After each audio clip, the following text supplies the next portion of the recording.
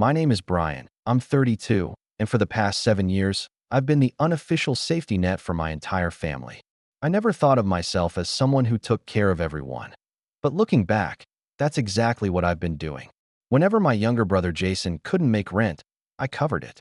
When mom's car broke down, I paid for the repairs. When dad's consulting business had a slow month, I slipped him a few hundred just until the next client comes through. I never complained, not once. I told myself it was what a good son and older brother should do, help out when he could. And I could. I have a decent tech job, I live well below my means, and helping them never seemed like a big deal until last Sunday. We were all sitting in my parents' living room, mom, dad, Jason, and me, half watching a football game on TV. It was one of those lazy Sunday afternoons where the house smelled like coffee and the hum of the game was the only noise. Out of nowhere, Jason turned to me with this smug little grin and said, "So, Brian, where's your wife and kids?" "Oh, right, you don't have any." Mom actually laughed. Dad chuckled under his breath. And Jason leaned back like he'd just delivered a killer punchline. I sat there for a second, stunned. Normally, I let stuff like that slide. Jason's always been the golden boy, younger, more charismatic, the one who somehow turns every bad decision into a charming anecdote. I've heard my fair share of digs from him over the years, but something about the way he said it this time, with that smug little grin and everyone else laughing along, hit me harder than usual. I forced a smile and said, "Yeah, no kids." But inside, it felt like something snapped. The next few minutes were a blur of casual conversation and lighthearted jokes, but my mind was somewhere else entirely. I kept thinking about every time I'd bailed Jason out. Every time I'd gone without a vacation so mom and dad wouldn't lose the house. Every time I'd skipped something for myself so they could have what they needed. And here they were, laughing at me like I was some kind of punchline. When the laughter died down, I turned to Jason and, in the calmest voice I could manage, said, "Where's your money?" "Oh, right. I've been supporting you, until today." The room went dead silent. Jason's grin faltered. Mom's eyes widened. Dad leaned forward like he wasn't sure he'd heard me right. I didn't raise my voice, I didn't yell, but the way I said it landed like a hammer on the coffee table. And that's when everything started to shift. For a few seconds after I said it, you could have heard a pin drop. It was the first time I had ever spoken to them like that. Not with anger, but with finality. Jason was the first to recover. He leaned forward, that grin sliding back onto his face, though it looked a little more forced this time. "Wow," he said, chuckling. "Touchy much?" "It was just a joke, Brian." Mom gave a nervous little laugh and patted my knee, like she was trying to smooth things over. "You know your brother, he's just teasing. Don't take it so seriously." I didn't answer right away. I just stared at Jason, feeling that hot pressure in my chest that I'd been ignoring for years. "A joke," I finally said. "Right." Dad shifted in his chair. "Look, Brian, we appreciate what you do for this family, but there's no need to get dramatic. Jason's young, he's just having fun. You can't expect him to be as responsible as you." That line, "you can't expect him to be as responsible as you," was like gasoline on a fire. I'd heard variations of it my entire life. Jason wasn't held to the same standards I was. Jason didn't have to get straight A's in school. Jason didn't have to pay rent when he moved back home after dropping out of college. Jason didn't have to do anything but show up, flash that charming smile, and the world bent around him. And apparently, I was supposed to keep enabling it. I didn't argue then. I just stood up, grabbed my jacket, and said, "I'll see you later." I didn't slam the door on my way out, but I wanted to. That night, I went home and sat at my kitchen table with my laptop, looking over my bank statements. Thousands, no, tens of thousands, of dollars had gone to my family over the years. Rent for Jason, bills for my parents, emergencies that somehow never got paid back. I had brushed it off every time because I thought I was doing the right thing. But sitting there, staring at the numbers, I realized something. I had made it way too easy for them. The next week was quiet, but not in a good way. I got a couple of texts from Mom, "You okay?" And Jason didn't mean it, you know how he is. But I didn't reply. I needed space to think. By Thursday, I was starting to feel a little better, a little more grounded, when I got a call from Dad. "We need to talk," he said. I sighed. "About what?" "About the bills. The mortgage is due, and I know you usually cover the difference. You haven't sent anything this month." I felt that hot pressure in my chest again. Yeah, I said slowly. I'm not doing that anymore. There was silence on the other end for a beat, and then Dad said, "What do you mean you're not doing that anymore?" "I mean," I said, "that I'm done paying for everything. I'm done being the backup plan. I'm done being laughed at while I bankroll everyone else's lives." "Brian, you can't just stop. Your mother and I rely on that money." "That's the problem," I said. "You shouldn't." He started to get angry then. I could hear it in his voice, that low rumble he used when I was a kid, and he wanted me to know I'd crossed a line. "You're being selfish. This family has always supported each other." I almost laughed at that. "Has it?" I asked. "Because I don't remember anyone supporting me. I just remember being told I had to take care of everyone else." Dad hung up without another word. That weekend, I got invited. Well, more like summoned, to Sunday dinner. I almost didn't go, but some stubborn part of me wanted to see what they had to say. When I walked into the house, I could feel the tension like a wall of heat. Mom was setting the table with extra force, like each plate had personally offended her. Dad was sitting at the head of the table, arms crossed, face like stone. Jason was leaning against the counter, scrolling on his phone like he didn't have a care in the world. Dinner started quietly enough, but halfway through, Mom finally said, "Brian, we can't keep going like this. Your father and I have bills. Jason has his student loans." I cut her off. "Jason dropped out of college." She blinked, surprised, but kept going. "And you make more than enough to help out. You've always done it before." "That was before," I said. "Before I realized I'm the only one here actually trying to be an adult." Jason looked up from his phone then, smirking. "Oh, so now you're better than us because you've got some money?" I turned to him, my voice sharp. "No, I'm better than you because I work for it. You sit around all day pretending you're figuring your life out while you burn through my paycheck." Jason rolled his eyes. "Whatever. You're still single. Can't be that great of a life." That was the moment something inside me just settled. I wasn't angry anymore. I was done. Done explaining, done defending, done playing the role they had written for me since I was a kid.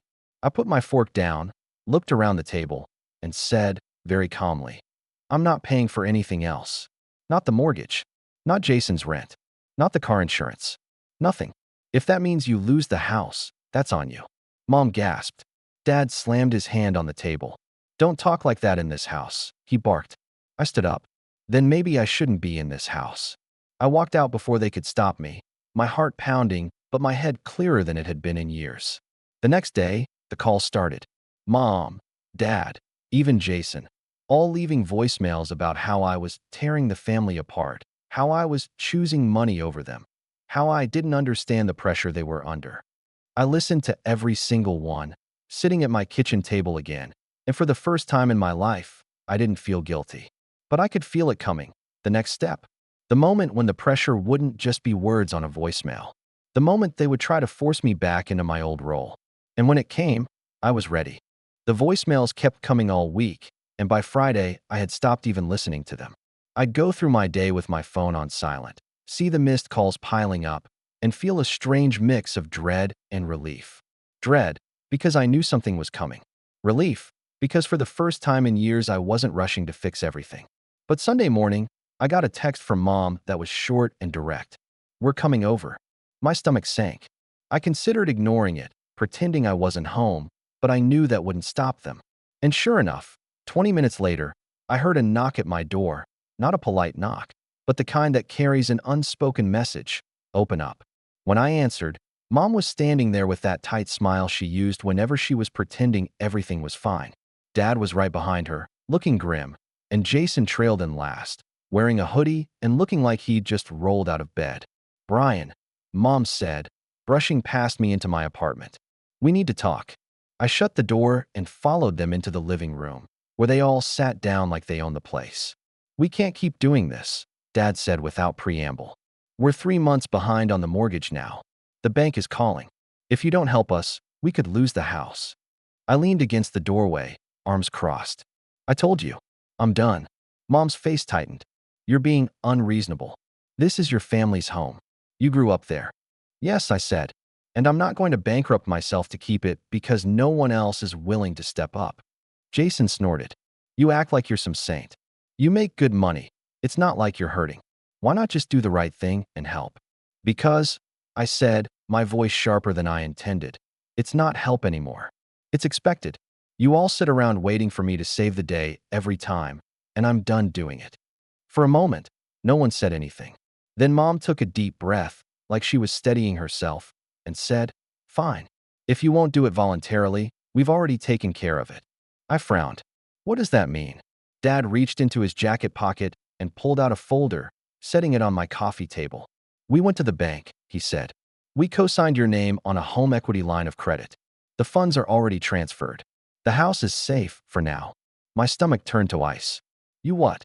Mom rushed to explain, her voice rising. "We had to. They were going to start foreclosure proceedings. We didn't have a choice." "Yes, you did," I said, my voice low and dangerous. "You had every choice. And you chose to forge my signature." Jason spoke up then, grinning like this was all some kind of joke. "Hey, look on the bright side. You didn't even have to lift a finger this time. It's like you're the hero without even trying." I stared at him, my heart pounding. "Do you even hear yourself? You just admitted to committing fraud, with my name, and you think this is funny?" Jason shrugged. "It's just money, Brian. Relax." I couldn't sit still anymore. I grabbed the folder and flipped through the pages, my hands shaking. There it was, my name, my information, my forged signature, all tied to a loan I hadn't agreed to. Tens of thousands of dollars that I would now be legally responsible for. "You had no right," I said, my voice trembling. "None." Dad's jaw tightened. "We had every right. This is about keeping the family together. Sometimes you have to make hard decisions for the greater good." I laughed, a short, sharp, humorless sound. "The greater good? That's what you're calling it. You stole from me. You used my credit, my name, to bail yourselves out again. And you didn't even ask." Mom's eyes welled with tears. "We didn't want to put that kind of pressure on you. You've been so stressed lately." I stared at her, stunned. "So instead you just went behind my back?" Jason leaned back on the couch, smirking. "Honestly, you're overreacting. You've been carrying us for years. What's the difference if you do it one more time?" And that was it. That was the moment something deep inside me went quiet. Not angry quiet, ice quiet. The kind of quiet that comes when you stop expecting anything to change and realize you have to be the one to change it. I closed the folder carefully, set it down on the coffee table, and looked at each of them in turn. "Get out," I said. Mom blinked. "What?" "You heard me. Get out of my apartment." Dad stood up, his face red. "Don't talk to your mother like that." I said get out. I repeated, my voice like stone. They hesitated, exchanging looks, but something in my expression must have told them I wasn't bluffing, because after a moment they all got up and left.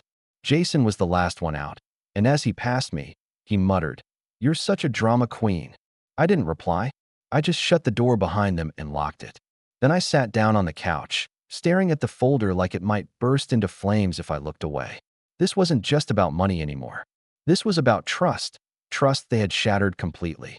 And as I sat there in the quiet of my apartment, I realized something I hadn't let myself think before. They weren't going to stop. Not until I made them. After they left, I sat in my living room for what felt like hours, the folder still lying on the coffee table like some kind of cursed object.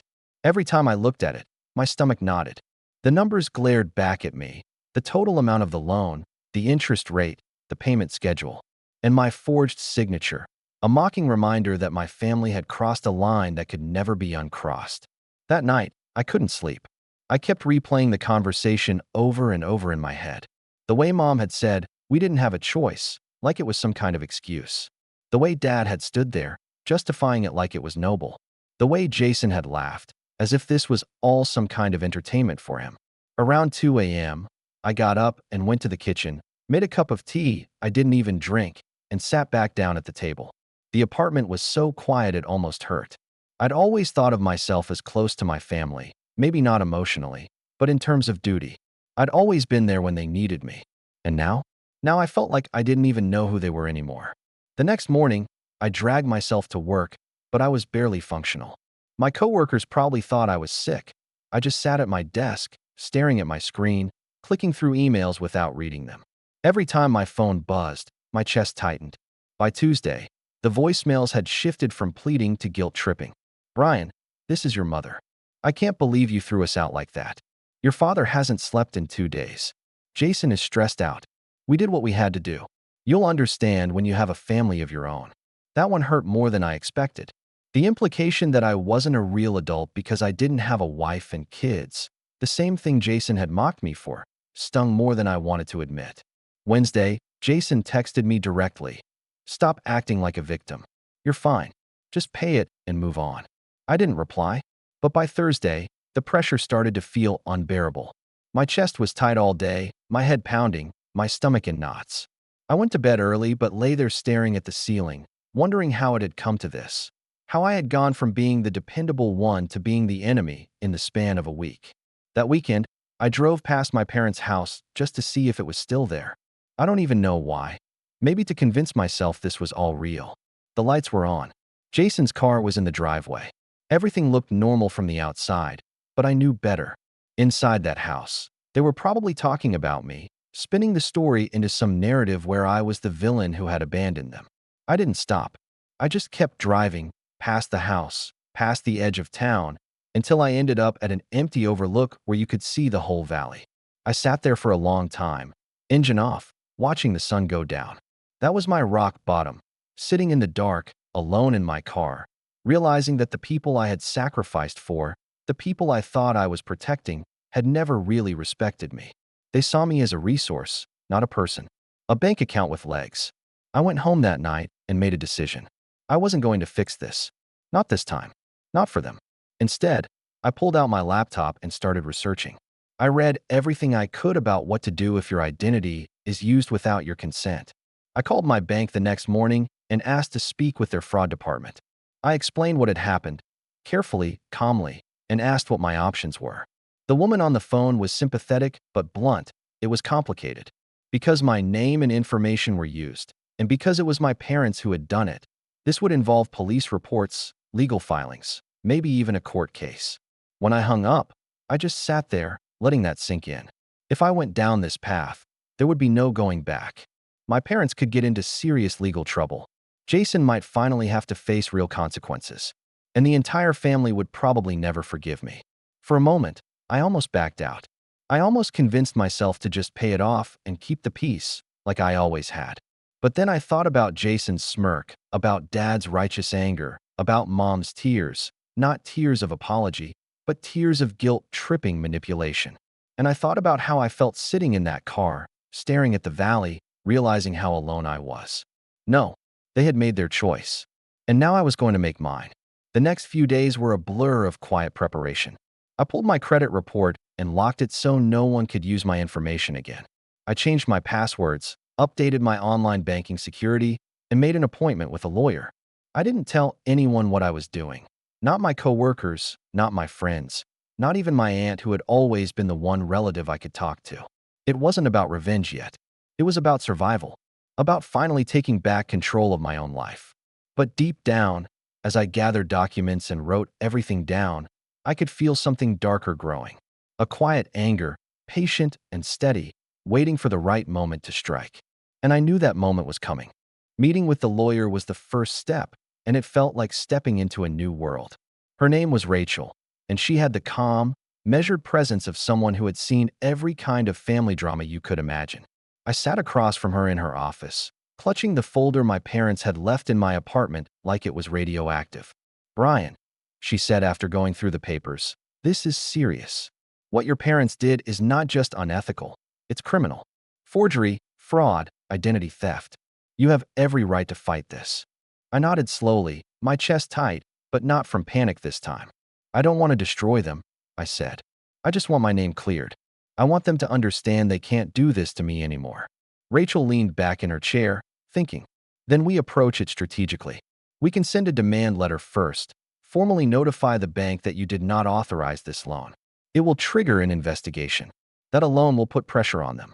If your parents don't resolve it, we escalate legally." Hearing it laid out like that gave me a strange kind of clarity. For so long, I had felt like I was reacting to them, rushing to fix whatever disaster they created. Now, for the first time, I felt like I was ahead of them, like I had the upper hand. When I left her office, the air felt different, lighter.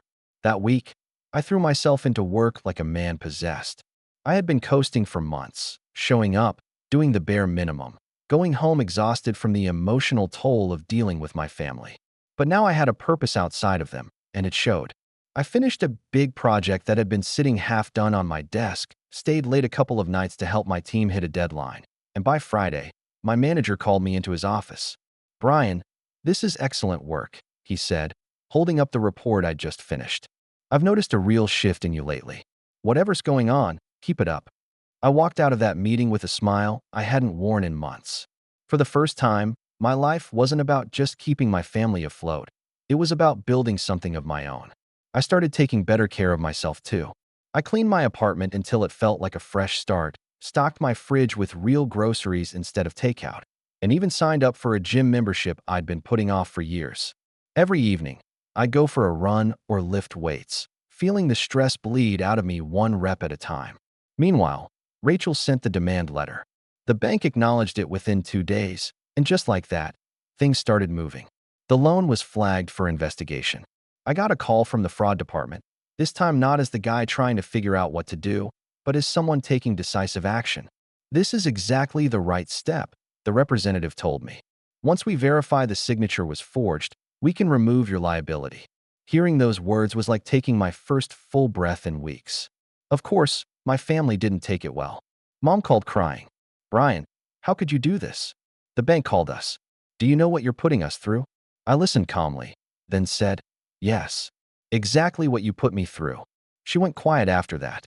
Jason sent me a string of angry texts, most of them saying things like, "You're ruining everything. And if the house gets taken, it's your fault." I didn't reply to a single one. Instead, I started quietly preparing for whatever would come next. I opened a separate savings account, moved some of my money into it, and set up automatic transfers to build it even faster. I updated my will and beneficiaries, something I'd never bothered with before, and even consulted a financial advisor. "Your situation isn't uncommon," the advisor said when I explained why I wanted to protect my assets. "A lot of people with financially dependent families don't realize they need to shield themselves legally until it's too late. You're doing the right thing." I walked out of that meeting with more than just peace of mind. I had a plan, and as the weeks went by, things kept getting better. I got a raise at work. Nothing huge, but enough to feel like my efforts were paying off. I started sleeping through the night again. The tightness in my chest eased. Even my apartment started to feel different. Warmer. Quieter. Mine. One Friday evening, I found myself standing at my window, looking out at the city lights, holding a glass of wine. And for the first time, I didn't feel that crushing weight of responsibility. I felt free. But under that freedom, something else was building. Not just relief. Not just peace. Something sharper. Because every voicemail from my parents, every passive-aggressive text from Jason, every attempt to make me feel guilty was fuel. And I wasn't just ignoring it anymore. I was collecting it.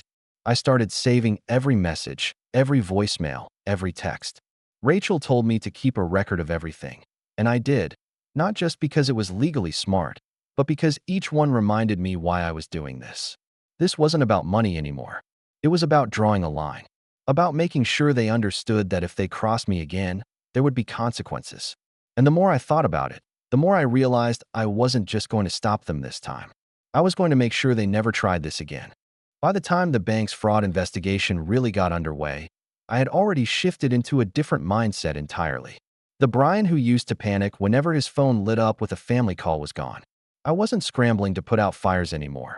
I was quietly stacking the kindling, planning exactly how to light it when the time came. One Thursday morning, I got an email from the bank confirming they had sent handwriting samples and documents to a forensic analyst. The words "suspected forgery" were right there in black and white, attached to my case number. I forwarded the email to Rachel, who called me almost immediately. "This is good," she said. "It means the bank is taking this seriously. Once the report comes back, we can move to have your name removed from the loan entirely. And if your parents are smart, they'll refinance it themselves before it goes any further." "Do you think they will?" I asked. There was a pause. Then Rachel said, "If they don't, they're going to find themselves in a very uncomfortable situation." I thanked her, hung up, and sat back in my chair, thinking. The old me might have felt a pang of guilt hearing that. The new me felt something closer to satisfaction. But it wasn't just about clearing my name anymore. I wanted to make sure they never put me in this position again. So I started digging, carefully, methodically. First, I checked the county property records. It turns out my parents' house wasn't just behind on the mortgage. They had a second lien on it from a personal loan they had taken out 2 years ago. I didn't even know about that one.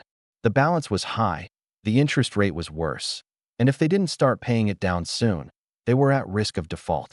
Then I pulled Jason's name in the public records database. What I found didn't surprise me, but it still made my blood run cold. He had 3 unpaid traffic tickets, a delinquent credit card account, and an eviction filing from an apartment he'd lived in last year. All public record, all sitting there like little time bombs waiting to go off. I wasn't going to use any of this yet, but knowing it gave me leverage, the kind they couldn't take away from me. Meanwhile, my lawyer put me in touch with a financial investigator she sometimes worked with. His job was to trace money and build a clear picture of where funds had gone in cases like mine. I handed over everything I had: bank transfers, old receipts, screenshots of Venmo payments, every line item showing just how much of my money had kept my family afloat. When he sent me the report 2 weeks later, I just sat there staring at it. In 7 years, I had given my family nearly $86,000. $86,000. It wasn't just the amount, though that number made my stomach twist. It was the pattern. The investigator had laid it out in a timeline, showing every payment and what it had been for. It was like looking at a history of every time I'd said yes to keep the peace, every time I'd swallowed my pride to be the responsible one. Rachel called me after reviewing it. "This is powerful," she said. "If it comes to court, this paints a very clear picture of financial exploitation. It shows a pattern, not just a one-time mistake." I thanked her and hung up, my mind already racing. I was starting to see the whole picture now, not just what they had done, but who they really were. And that made my next steps easier to plan.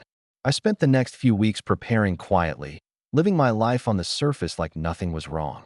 I kept excelling at work, even earning a spot on a big upcoming project that could lead to a promotion. I kept going to the gym, kept eating well, kept sleeping better than I had in years. And at the same time, I built a kind of dossier. I printed out the financial report, the bank's investigation emails, the county property records, even Jason's court filings. I put them all in a neat, organized binder and kept it in my desk. It wasn't about waving it in their faces, not yet. It was about being ready. The calls from my parents slowed down eventually, though they didn't stop completely. Mom left one voicemail that sounded almost rehearsed. "Brian, your father and I have decided to put the house on the market if things don't improve. We hope you understand we're under a lot of stress. We'd still like you to reconsider and help out, just until we get back on our feet." I didn't call her back. Jason, on the other hand, started getting more desperate. His texts switched from angry to pleading. "Bro, please, I need help with rent this month. Landlord's threatening eviction. You've got the money. Just one more time. I swear I'll pay you back. This isn't just about me. If I get kicked out, Mom will freak. You don't want to do that to her." I stared at that last one for a long time before closing my phone and setting it face down. I wasn't going to cave. Not this time. By the end of the month, I felt like a different person entirely. The anxiety that had once eaten me alive was now something sharper, a clear, steady resolve. I had the evidence, the legal support, the financial stability. For the first time in years, I felt like I had real power. And the more I thought about it, the more I realized I was done waiting for them to make the next move. If they wanted to play games with my life, it was my turn to set the rules. The day I decided to act was quiet and sunny.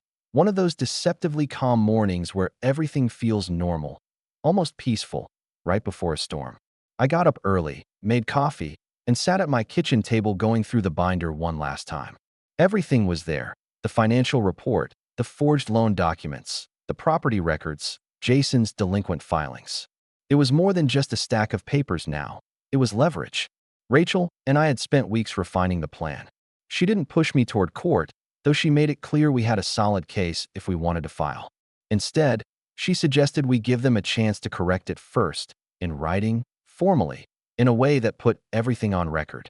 "We'll draft a settlement letter," she said. "It'll demand they refinance the house and remove your name from any accounts within 30 days. If they refuse or ignore it, we escalate. But this way, you've shown good faith. And if we do have to go to court, the judge will see you tried every reasonable step first." It was exactly the kind of move I wanted to make. Calm, strategic, unshakable. The letter went out on a Monday. It was 3 pages long, clear and professional, outlining every instance of unauthorized use of my information and every dollar I had been forced to cover over the past 7 years. At the end, it stated in no uncertain terms, failure to comply within 30 days will result in legal action, including a police report for forgery and fraud, as well as a civil claim for financial exploitation. I didn't even have to deliver it myself. Rachel sent it by certified mail. All I had to do was wait. And wait I did. The first call came from Mom 2 days later. "Brian, what is this? We just got your lawyer's letter."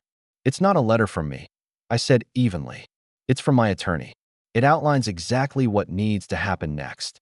"You can't do this to us," she said, her voice shaking. "Do you have any idea what it will do to your father if this becomes public? Do you have any idea what it's done to me already?" I asked. There was a long pause before she said, "We'll talk about this at dinner. Sunday. Please come." I almost said no. But then I realized this was exactly the moment I had been preparing for. Sunday came, and I arrived on time, binder in hand. The house felt smaller than I remembered, cluttered, a little shabby, like the strain of the last few months had settled into the walls. Mom and Dad were waiting at the kitchen table. Jason slouched in a chair off to the side. "Brian," Dad started, "this is ridiculous. You're threatening to drag your own family into court. Over money." "No," I said calmly, setting the binder on the table. "Over fraud. Over 7 years of being used like a personal ATM. Over the fact that you thought forging my name was an acceptable solution to your problems." Jason rolled his eyes. "Here we go again." I opened the binder and slid the financial report across the table toward them. "This is every payment I've made for you since I was 25. Nearly $86,000. Rent, mortgage, utilities, car repairs, emergencies. I kept you afloat while Jason figured himself out, while you two kept taking out loans you couldn't pay, and I never asked for a dime back." Mom's face went pale. I took out the forged loan documents next and laid them on top of the report. "But this is where it stopped being help and started being theft." Dad's jaw worked, but he didn't say anything. Then I looked at Jason. "And you think this is all some big joke? You think you can keep calling me every time you run out of money and I'll just bail you out again? But here's the thing. I've got every eviction filing with your name on it, every unpaid bill, every delinquent account. I know exactly how deep you're in." Jason's smirk faltered. I leaned back in my chair, calm, steady. "Here's what's going to happen. You're going to refinance the house and remove my name from the loan within 30 days. You're going to stop using my information for anything, ever again. And you're never going to ask me for money again. If you do, I file this binder with the court, and the three of you can explain yourselves to a judge." Silence. Finally, Mom spoke, her voice small. "And if we can't refinance?" I met her eyes. "Then you lose the house. And that will be on you, not me." Jason muttered something under his breath, but one sharp look from Dad shut him up. I stood, collected my binder, and walked to the door. "You have 30 days, I said, turning back one last time. "Use them wisely." When I left, I didn't feel triumphant exactly, not yet. But I felt something better. I felt in control. And as I drove home, a strange calm settled over me. Whatever happened next, it would be on my terms. The 30 days that followed were quiet, unnervingly so. No calls, no texts, no guilt-tripping voicemails. For the first time in years, my phone wasn't lighting up with family drama every few hours. At first, it was almost disorienting. Then, slowly, it started to feel good. Peaceful. Like breathing fresh air after living too long in a smoke-filled room. Rachel checked in every week, keeping me updated on the bank's progress. 2 weeks in, she called with the news I'd been waiting for. The handwriting analysis came back. The signature was confirmed as a forgery. "You are officially cleared of any liability for the loan. They'll issue you a formal letter in the next few days." I sat there at my desk, holding the phone to my ear, feeling something in my chest unwind. "So that's it. That's it," Rachel said. "From here, the bank will hold your parents responsible for the debt. Whether they refinance or not is up to them." That night, I poured myself a glass of wine and sat on my balcony, looking out over the city lights with a strange mixture of relief and anticipation. The weight I'd been carrying for years had finally been lifted. I wasn't just free, I was untouchable. And then the real fallout began. 2 days later, Mom called. When I didn't answer, she left a voicemail, her voice shaking. They called, Brian. The bank called. They said the loan is now solely in our names. We can't make the payments. Your father is talking about selling the house. I don't know what we're going to do. I listened to the message twice, then deleted it. I didn't feel smug, exactly, but I didn't feel guilty either. They had brought this on themselves. By the fourth week, the house had officially been listed for sale. I found out not from them, but from the property records I'd been quietly monitoring. They must have priced it low because it went under contract fast. The following Sunday, Mom texted me again. Dinner. One last time. Please come. I hesitated for a long moment before agreeing. Not because I thought they deserved it, but because I wanted to see this through to the end. When I arrived, the house was half empty. Boxes lined the hallway. Furniture was missing from the living room, and there was an air of something final in the air. Mom looked tired, older somehow. Dad was sitting at the kitchen table with a stack of papers in front of him, his jaw set. Jason was pacing, his hands jammed into his hoodie pocket. This is what you wanted, right? Jason said as soon as I walked in. House is gone. We're screwed. Congratulations. I didn't rise to the bait. No, I said calmly. This is what you chose. I gave you 30 days to fix this without losing the house. You didn't. Mom sat down heavily, her eyes glassy. We couldn't qualify for refinancing without you. We tried. We really did. I almost believed her. Maybe they had tried, but it didn't matter anymore. The point wasn't whether they had made an effort. The point was that they had finally been forced to carry the weight themselves. Dad looked up from the papers. We'll have enough from the sale to pay off the debt. Barely. After that, we'll rent for a while. I nodded. Good. That's what responsible adults do. They live within their means. Jason snorted. Easy for you to say. You've always had money. I turned to him, my voice sharper now. I had money because I worked for it. Because I didn't blow it on vacations I couldn't afford, or max out credit cards, or ignore my bills until someone else had to pay them. Jason looked away, his face red. Mom's voice was small. So that's it then? You're really cutting us off. I took a deep breath. I'm not cutting you off. I'm just stepping back. I'm not your safety net anymore. If you fall, you fall. And you figure out how to get back up without calling me. Silence settled over the kitchen. It wasn't the tense, angry silence from before. This was something heavier. Acceptance, maybe. I stood, looking around the house one last time. The house I'd grown up in. The house I had fought so hard to save for so long. You know, I said quietly, I used to think it was my job to keep this house standing. To keep all of you standing. But maybe this was what needed to happen. Maybe losing it is what finally forces all of us to grow up. No one said anything. I walked to the front door, hand on the knob, then turned back one last time. This is the last time I'm coming here. The next chapter of my life doesn't include this house, or the version of me that lived in it. If you want to be part of that next chapter, it has to be on different terms. Equal terms. And with that, I left. Driving away, I felt a strange mix of grief and relief. The house was gone, but so was the burden I had carried with it. For the first time in years, my future felt like it belonged entirely to me. When I got home, I put the binder back in my desk drawer. Not out of spite, not as a threat, just as a reminder. A record of where I'd been, what I'd survived, and what I'd finally walked away from. As I closed the drawer, I caught my reflection in the dark window and saw something I hadn't seen in a long time. I was smiling.